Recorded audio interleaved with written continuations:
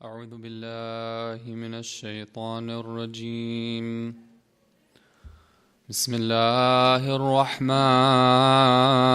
الرحيم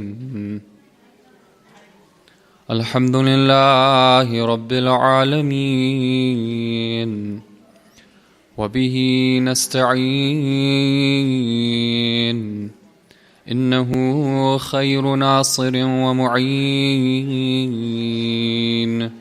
ولا حول ولا قوة إلا بالله العلي العظيم ثم الصلاة والسلام على أشرف الأنبياء والمرسلين وخاتم النبيين وسيد المرسلين أبي القاسم محمد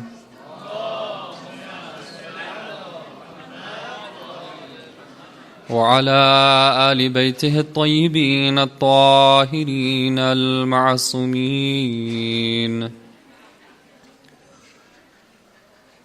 My respected brothers and sisters in Islam and Iman, Salamun Alaikum wa Rahmatullahi wa Barakatuh. I'd like to begin by first quoting a hadith from, it's reported actually in a hadith al-Qudsi between Allah and Nabi Musa alayhi salam. And this hadith has to do, it addresses a question that many of us have, especially those who during the course of the month of Ramadan, they find this inclination to improve themselves, to get closer to Allah. One of the major questions that comes up for them is, how can I make my prayers more effective? Why is it that when I stand for prayers, I find that my concentration is not there? I say Allahu Akbar, and the next thing I know it, I'm saying Salam, and in between, everything that I was suppressing, and everything that I was just kind of too busy to think about, I started thinking about during prayer. So what can I do for that situation? So inshallah, those who are keen on hearing this hadith, please recite aloud salawat.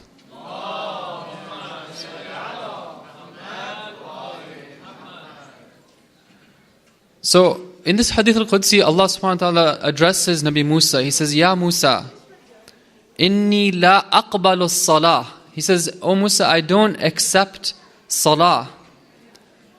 Illa, and then he goes on to mention 5 qualities of somebody that he accepts salat from. Now, this expression of accepting the salat, accepting the prayer, is an expression which means a prayer which actually is a source for somebody to get closer to Allah. The type of prayer that we're looking for, where it's not just a ritual set of actions we just do to perform our obligation. One more time, please recite aloud salawat.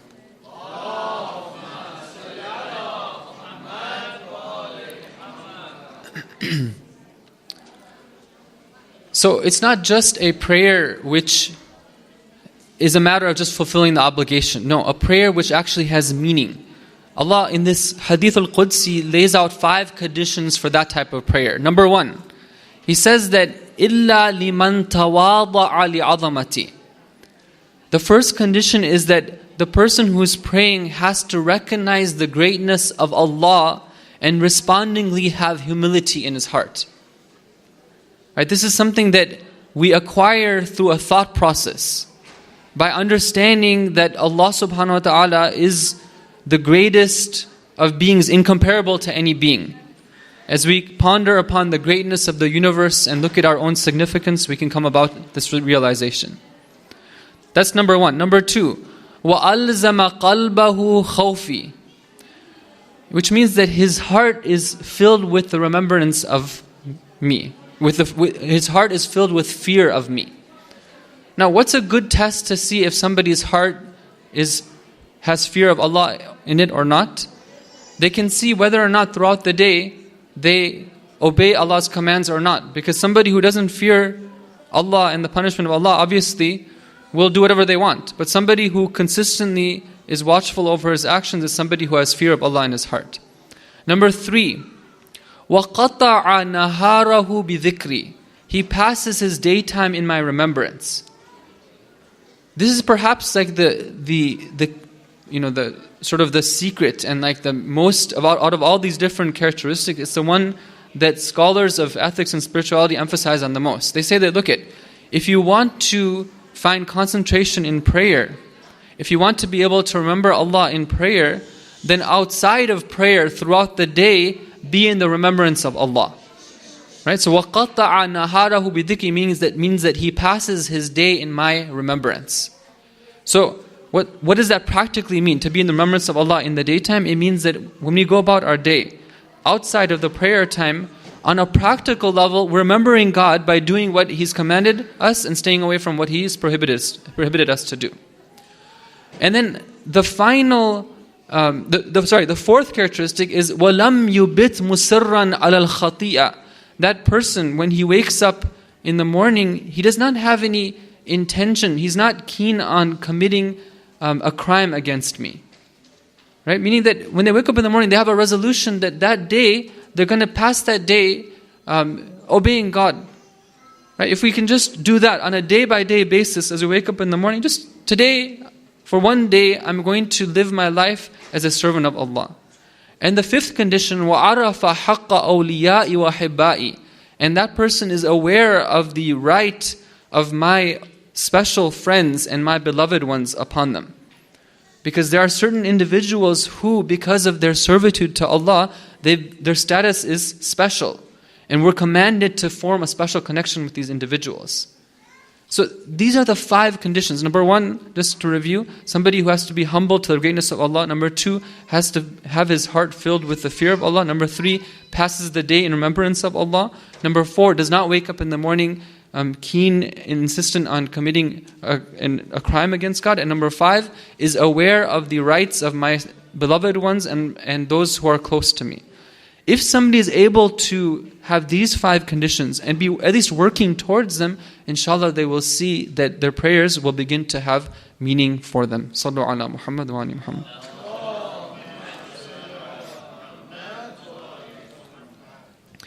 I'd like to continue now, inshallah, the discussion about practical steps that we can take in order to improve our family life. And until now, throughout the course of these roughly 2 weeks, we mentioned various different practical tips, and these have been taken from the teachings of the Quran and the Ahlul Bayt alayhim salam. Even those of us who, inshallah, all of us are blessed, those of us who are blessed with good family lives, good marriages, and things are going well, we shouldn't consider ourselves as needless of these types of advices. There's always room for improvement. Remember, our ideal is the married life of the Ahlul Bayt alayhim salam. For example, Imam Ali and Sayyidah Fatima, or the Prophet and Hazrat Khadija. How did they used to live? The perfect life the perfect married life and the family life, which can be a grounds for the likes of Sayyidah Fatima and Imam Hassan, Imam Hussein, and these individuals to come into being, to be fostered in that type of environment. That's the type of environment that we're looking to be on a path towards creating. So today I would like to, inshallah, mention another important piece of advice that we have from the Quran and the Ahlul Bayt in this regard. And that is the principle of seeking advice from others. Part of building and maintaining a successful Islamic marriage and family life is taking advice and help from others. Now, I'm not just talking here about a typical sort of thing that's done in this society, which is that when our marriage is about to crash, right, then we're like, oh, let's get some help, so then we go to like a marriage therapist or a marriage counselor. Okay, that's not what I'm talking about. And as you'll see, inshallah, throughout the course of this, we're talking about something unique, that's a little bit different, and it's not just something that's meant just for marriage problems. No, those of you who are here who are not immediately faced with the issue of marriage for whatever reason, you should know that this is a principle that we're told to apply in other aspects of our life as well. The principle of taking advice from others, taking counsel from others. So before we talk a little bit more about that, I just want to talk about a couple of the barriers. What is it that prevents people from seeking advice from others? One of them is that just the idea of having somebody come into our lives, right? Having to share our problems with other people. Right? For many couples especially, this is something which is very difficult. It's very hard sometimes for the couple or the man or the woman, especially the man in this situation, to admit that there is something that's wrong. Because when you admit that there's something wrong in my relationship, there's something wrong in the marriage or in the family, then sometimes it's seen as being a weakness of your own.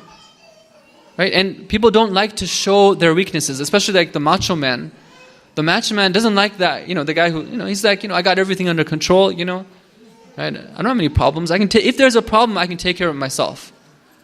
Right? So that's why you find that typically, like when it comes to the idea of getting advice from a third party, couples aren't very keen, especially the husband is someone who's very stubborn in this regard.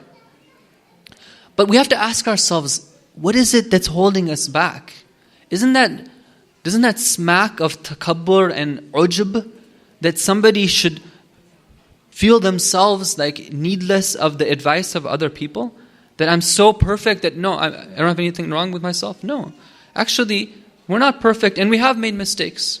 Right? And if this is one of the ways that Allah subhanahu wa ta'ala wants us to take in order to improve our married life, then we should be listening up and we should try to swallow that pride. Okay, if nothing else for the benefits that it contains, but also because that's one of the things that marriage is supposed to do. It's supposed to help us overcome our personal defects as part of the path towards perfection that we're taking, as we've addressed in other nights. Another barrier that sometimes we see that people say is that, what's the point? What sort of benefit am I going to get by having somebody else come into my life? After all, I'm the one who is best capable of making the decisions because I'm the one who's there. Nobody else is there. But actually, when we look at the advice of the Ahlul Bayt in this regard, we see that it's very useful and beneficial to take other people and to consult them and to take advice from them. For example, we have a tradition from our Prophet sallallahu alaihi wasallam. He's reported to have said, "A'lamun nas," right? Who is the most knowledgeable of people? Right? Is the most knowledgeable of people the one who reads the most books, who gets the highest grade, who wins the prize in the spelling bee? It's the one who gets a PhD, right? Who is the most knowledgeable person? In this hadith, the Prophet says it's the one who man jama'a ilman nasi ila ilmihi. It's the one who looks and says, I am just a single being. But there are others who have knowledge. Let me take their knowledge and take that and add it to my knowledge. Let me take their experience and add it to my experience. In that way, I can benefit. Right? Just rather than going about it alone, let me take from others as well too.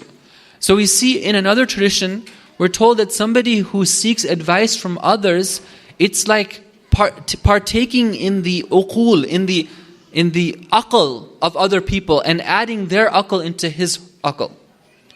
Right? Imagine that you're going out in a dark night with a group of people. You have a single flashlight. All right? Everyone else has a flashlight as well too. Right? With a single flashlight, okay, you can probably make your way. But who's to guarantee that you're not going to stumble across something and trip, and that you might not go off path, or that you might not see that that wild animal that's just waiting for you to come by to attack you.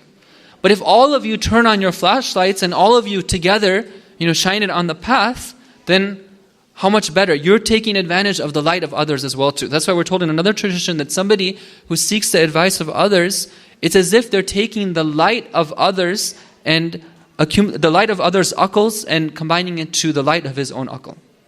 So that's one advantage, right? Is that we shouldn't be see it as an interference. No, we see it as an advantage to get other people's advice and experience. A second benefit that we're told in traditions of the Ahlul Bayt in Islam is that seeking advice from others is a way of seeking guidance from Allah subhanahu wa ta'ala. A lot of times this question comes up. People say that, okay, I'm trying to decide what to do in a particular situation. Okay, and I don't know what is it that God wants me to do. Right? I need a sign. I need some way of knowing what God's will is. Now typically, what do people do in this case? Istikhara, right? Typically people do istikhara. But what is it that istikhara is actually, what does istikhara actually mean? Istikhara means seeking goodness from Allah. And one of the best forms of istikhara is to seek counsel from others. For example, one time we're told that the 8th Imam alayhi salam was remembering his father. His father, of course, was Imam Musa al-Kadhim alayhi salam. And he was praising him. Right? He was praising him. He says one of his qualities was that he would consult others. So the Imam of the time would consult others. He says that sometimes, apparently Imam Musa al-Kadhim had a garden. And sometimes he would sit with the slaves and the servants who were working in the garden and take advice from them. So the companions of Imam Rida alayhi salam who are hearing him say this, they're surprised. They're like, your father take advice from, slaves, the Imam of the time? So the Imam alayhi salam corrects the understanding. He says that how often would it be the case that he would seek advice from them and Allah subhanahu wa ta'ala would give him something through them, would give him advice like on their hands. Sallu ala Muhammad wa ali Muhammad. In the word is the phrase is Inna Allah tabaraka wa ta'ala rubbama fataha ala lisanihi, meaning that how often would it be the case that Allah would open up like the streams of wisdom from the tongue of that servant that I am consulting. So this is one of the best ways of performing an istikhara, is instead of just resorting to the tasbih or to the Quran or going to calling 1-800 Maulana, right? Let me see if I can consult other people, right? And get guidance from Allah in that way. Or in another tradition, okay, this is from Imam Sadiq al-Islam. He says to one of his companions, he says, إِذَا أَرَدْتَ أَمْرًا, if you want to do something, all right, you want to do something, he says that then don't seek advice from anybody until you take advice from your Lord. Taking advice from your Lord, right? Seeking counsel from your Lord. So the companion's like, okay, what does that mean? How can I do that? How can I seek counsel from my Lord? He says, قَالَ تَقُولُ أَسْتَخِيرُ اللَّهِ. He says, say astaghfirullah. Say that phrase, astaghfirullah, meaning that I seek the best from Allah. Say it 100 times. And then ثُمَّ تُشَاوِرُ النَّاسِ, and then go to the people and seek advice from them. يُجْرِي لَكَ الْخِيَرَةَ عَلَى لِسَانِ مَنْ أَحَبْ. He will cause goodness to flow from the tongue of whom He pleases. Brothers and sisters, we shouldn't look at this world and these people in it as being independent from Allah. That these events that transpire in our lives as being outside of the dominion of Allah subhanahu wa ta'ala. Everything that happens, la hawla wa la quwwata illa billah. Everything that happens is under the control of the Rabb, Allah. So even the words that people say to us, right, if we have the intention of going to them to get advice from Allah, even those words can be a source of guidance from Allah that Allah is putting on their tongues. And maybe you have experienced this before, that sometimes you have something troubling you and you're asking Allah for help and you find from the randomest source somebody tells you exactly what you need to hear. Sallu ala Muhammad wa Muhammad.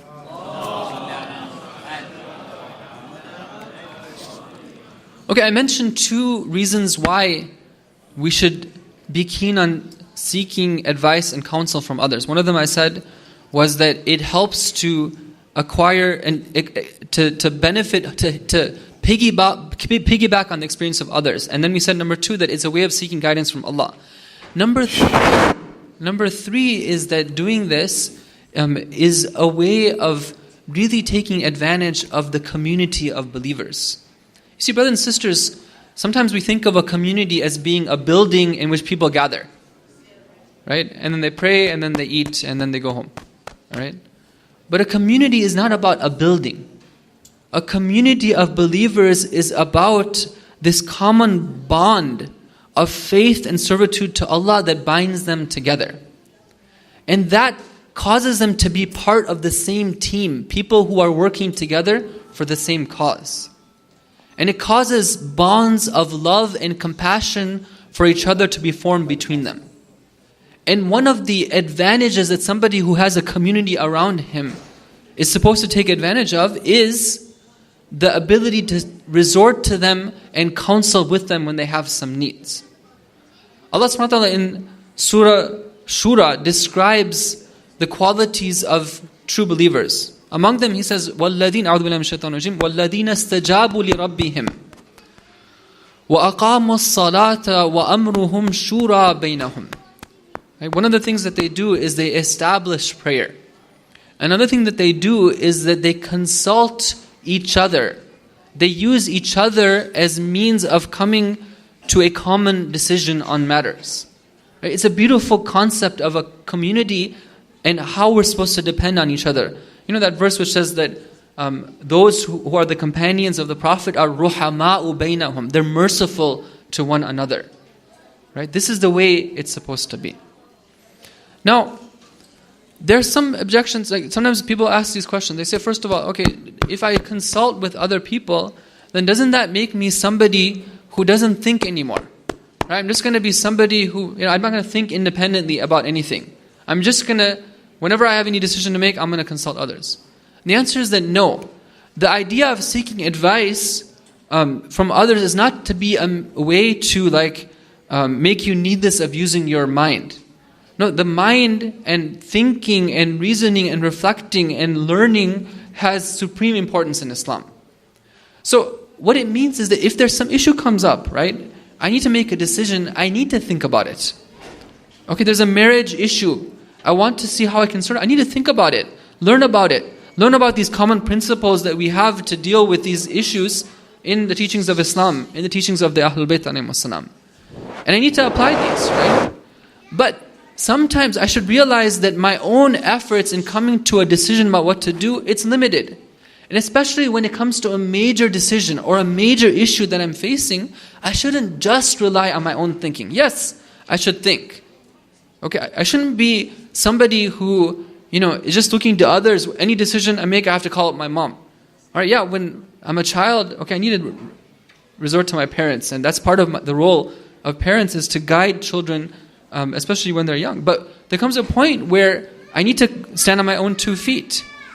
So I need to decide, but then I also need to go and take this decision I've made to other people, those who are qualified, and say, okay, this is what I'm thinking about doing in this situation. Am I making the right decision? So, before we talk a little bit more about this, one of the important things we need to discuss is what are the qualities of the person that we're going to turn to for advice. Is it just somebody who has an office and which says marriage counseling, right? Or is there other things that we need to look for? So please recite salawat.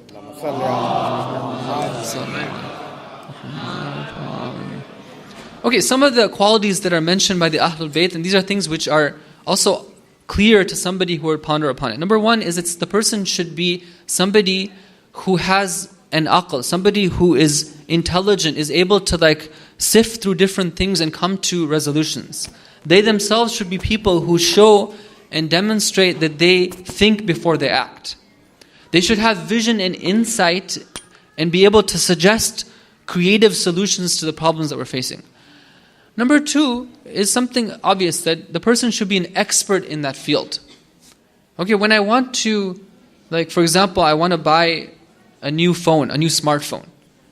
Okay, I'm not going to talk to my grandmother, all right, because my grandmother is not an expert. Okay, if she is, then fine, all right, but most grandmothers are not experts in the use of smartphones. May God bless them and preserve them, and we thank them for what they are experts in.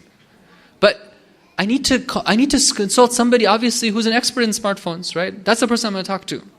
So when it comes to matters of marriage, okay, whom do I need to turn to for advice? Right? Sometimes we think that, okay, then that means I need to turn to the marriage counselor.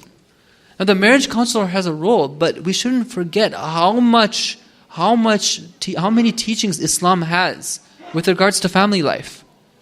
And if we don't take that into account, right, we're going to end up making the wrong decision. How often it's the case that people take advice from others who don't have grounding in Islam, and then what happens is they make the wrong decisions. Let me give you a couple of examples that I've heard about. Example number 1. A couple is living with the in-laws. There is friction and there are problems and they've tried a lot of different things, but it doesn't seem to work for them to live in the same household.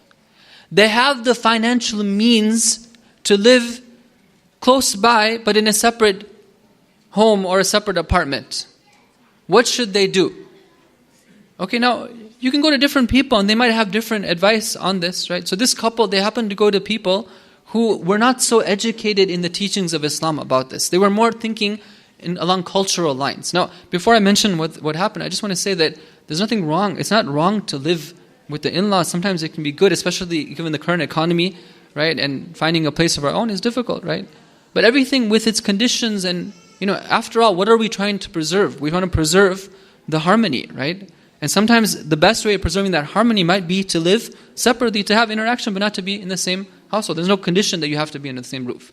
Anyhow, they go to this counselors, and the advice they get is this, that they tell the wife that your in-laws are just like your own parents. You have to obey them in everything that they say. And no matter what, do whatever it takes to make sure that you live and you agree and listen to them. And don't even ever raise a voice of objection to any problems that you have with them. Okay, is that the advice of Islam on the issue? That if we have problems, we shouldn't address them? We're not allowed to even bring them up with our parents or our in-laws? Or that the most important thing is to live under the same roof even if it's going to cause friction? Or another situation, right? A young man has a problem with masturbation. And I'm sorry I have to say this, but it's something which is important enough for me to mention. He has a problem with masturbation, right? He goes to a community leader. This is a different place. The community leader is somebody who doesn't see any problems with that particular act.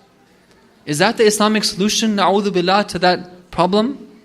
Is that the solution? Or is it that, first of all, for example, we tell them that, that the Quran talks about lowering your gaze, right? Not staring at the opposite gender. The idea of fasting, the idea of controlling what you eat, the idea of controlling the company that you keep, the idea of not being alone, the idea of keeping yourself busy, right? The idea of surrounding yourself with purity and spirituality. What about these teachings, right? So Islam has a lot to say on family issues, on social issues, on domestic issues.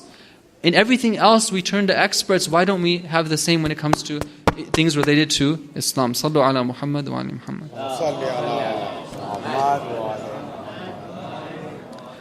A couple of other criteria that are mentioned in the ahadith regarding somebody we want to turn to when we want to seek advice. One of them is that they should be God-fearing and they should be practicing. People who practice the religion.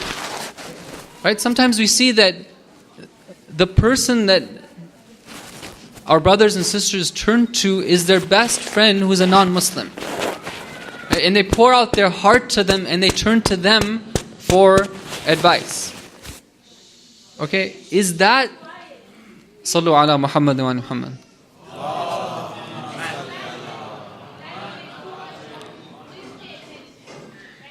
Thank you, sister. So, sometimes we find that they turn to the non-Muslim friend.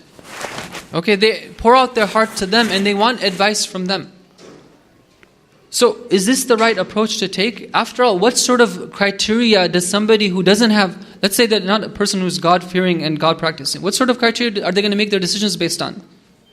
They'll be like, oh, well, I saw that this thing worked with my boyfriend, or I saw this thing work with my other friend who broke up with her boyfriend, and, are those the type of principles that we want to adopt, or do we want to go to the principles that Islam has to offer in this regard? Some of the other things that are mentioned, I'll just list them off. Somebody who wants the best for you, right? Somebody who doesn't have any ulterior motive. Sometimes you go to a family member who isn't going to be fair because they have their own ulterior motive. Right? They have some spite. They didn't want this to happen in the first place, and now they're going to use this as a way of dividing. Somebody who keeps secrets isn't going to spread them to the whole world. Somebody who is patient and forbearing, who can deal with this because it's going to be difficult, right? It's going to take some time. And somebody who has experience. Now, let's say that we want to take this to heart. how can we do this? How can we use this as a means of improving, inshallah, our family life and our marriage? First of all, we shouldn't think that the time to get other people involved is when things are about to fall apart. Okay, definitely if things are about to fall apart, then definitely we do need to seek outside help. But even when things are less drastic and less severe, or even when things are going well, even there's room for seeking advice from a third party. Because after all, issues come up, right? Marriage is not this smooth sailing, right? Family life, dealing with kids, especially in this society, and all the challenges that we have to face with trying to, convey and the faith and allow children to connect to their fitrah and to feel God's presence in a godless society, right? It's not easy, right? We need help, right? So, and the help isn't going to just come from general advice given in lectures like these. No, we need to also find a way to ask advice, right? I'm thinking about sending my child to school. This is sort of the reasoning that I came up with. Now, what do you think? Right? What do you think? What is your advice in this matter? Right? I've noticed this particular issue that's come up in my marital relationship. Things weren't as good as they were last year, right? And I think it might be this, and I'm thinking about taking this strategy. What do you think? Is this the right strategy to take? Right? We'll see the benefits if we do so, not just relying on ourselves. It's funny, right? When it comes to other things in life, right? When it comes to things like buying a car, when it comes to things like, as I said, buying a smartphone, right? All these things which are tangential, extraneous, right? We're quick to seek advice, but when it comes to life itself, right? The reason why I have that phone or I have that car, that's where, for some reason, we don't think it's important to take advice. Right? Like something as important as choosing a major, right? Or choosing a career, accepting a job offer, right? How many considerations do we have to take into account of how much halal and haram there is in there? Why don't we take advice about these things? Right? If we only take advice, then we could save ourselves a lifetime of regret about choosing the wrong career and having to deal with all this haram wealth that we've accumulated. Now, of course, one of the times to seek advice is when things aren't going well. Okay, and in that case, right, there's some tips that perhaps we can consider. One of them is that when we go to a counselor that we've identified, some individual who can guide us on the basis that we talked about, then we should do so with the resolve that, first of all, it's good to go together. Right? The husband and wife go together as a couple. Because what happens is if one of them goes, then sometimes it can be the case that the advice that's given, it's skewed because they're not hearing the other party. And sometimes what can happen is that the husband or wife is forced to do ghiba. Okay? Because what is ghiba after all? Ghiba is revealing negative things about somebody, traits or actions that they did that are hidden to others. Right? So this is one of the prime areas and examples where ghiba can come up. But I should make a point to mention here that sometimes even though ghiba is taking place, it still is allowed and sometimes necessary to seek advice of somebody. Right? Because there is no way out. Right? Everything has its own place, right? And sometimes it's necessary to do ghiba. Like for example, the one that all of you inshallah are aware of is that somebody takes your advice about marriage, right? And they ask you about somebody. And you know something negative about that person that's going to affect the marriage, it's not only okay for you to do ghiba, you have to do ghiba in that case. It's your responsibility to tell the truth because if you don't, right, you've committed a travesty against that by not sharing with them that negative information.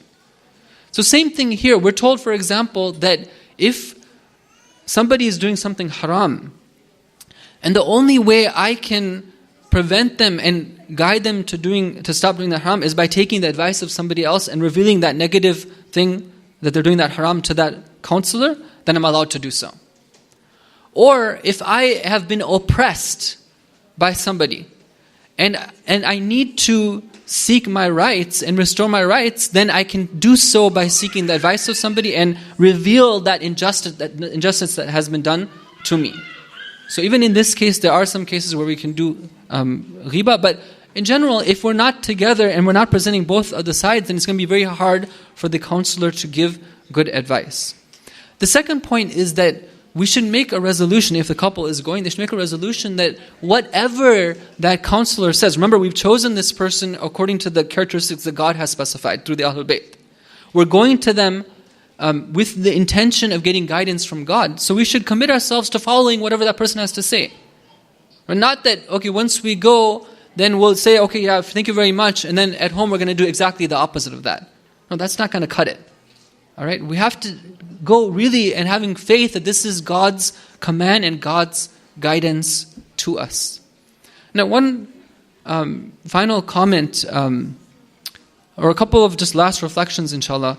One of them, brothers and sisters, is that we live in a society right now where it's this idea of seeking advice from another human being is sort of going, out of fashion. Right? We find that people these days, right, rather than like talking to a human being, they go and they search online, right, when they have a problem.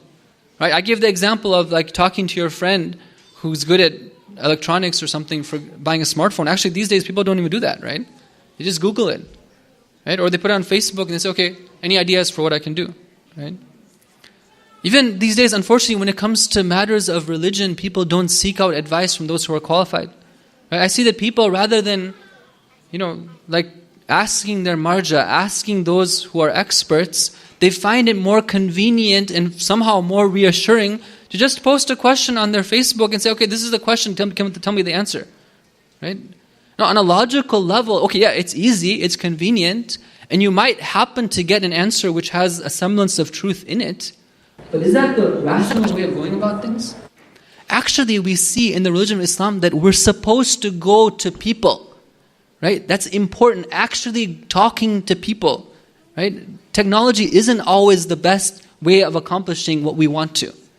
Right? We have to fight that. We have to get that into our culture, that it's okay for me to pick up the phone and talk to somebody. It's okay for me to seek an appointment with somebody. I don't have to do everything from the comfort of my iPhone. Another comment that I want to make, brothers and sisters, is that as we look to the future, and don't worry, I do have my eye on the clock, we're not going to go over time. As we look to the future of communities in the West, alhamdulillah, whatever we've been able to accomplish, we're very thankful for that, and we pray that Allah rewards all those who are spending so much time and volunteering so much efforts to being able to run the communities that we have. But we need to look forward and see how can we change things and improve things. Right? The verse of the Quran talks about this community of believers that can depend on each other when they have problems. What that means is that we should find it very easy and accessible to find individuals within a community that we can turn to when we have problems, when we want help. Right now, like I've talked about these things, but you might be wondering, okay, well, who is it that fits all these criteria? Right? Whom can I actually turn to? So as we look forward to the future, we need to think about creating these type of institutions. Young people who are thinking about what should I major in, what should I study, this is a great area to go into. But then don't forget that it's not just about what you learn from your university. There's religious principles that are involved as well too. I would love to see the resident alim of a community, in whatever community we're in, have a partnership where he's training individuals who are skilled in matters of counseling and training them on the religious matters, certifying their knowledge of these principles of Islam, and then they're becoming counselors that people can turn to when they have problems and issues. Finally, brothers and sisters, I just want to end with a story. This is a story, again, from one of our ulama. It's an example of what this act of counseling can do for somebody, right? Allama Tabatabai, rahmatullahi alayhi, once, he says that there was a time during my studies in Najaf where I had become financially very challenged. And it was very hot in the summer and things were going not so well, right? And this happens for all of us, right? So what do we do in that situation, right? This is a tip for us. Inshallah, we can take advice from this. So one day he says, when I was pretty tired of the situation and the clouds of despair and sadness had distracted the sky of my mind and thoughts, I went to see my teacher. I went to see somebody. I went to see my teacher of ethics, who was Ayatollah Sayyid Qadi. And I shared with him my problems. He advised me in such a beautiful way, and then he started consoling me, and his speech left such an effect on my heart that all of my grief went away. As I was coming back from him, I felt so much lightened, as if I had not a worry in my life. This is a story of a scholar in the heat of Najaf, brothers and sisters, but the principle is there for us as well too. Right? One of the key ways that inshallah we can make use of to deal with the problems that come up is by taking counsel from others. Sallu ala Muhammad wa ali Muhammad.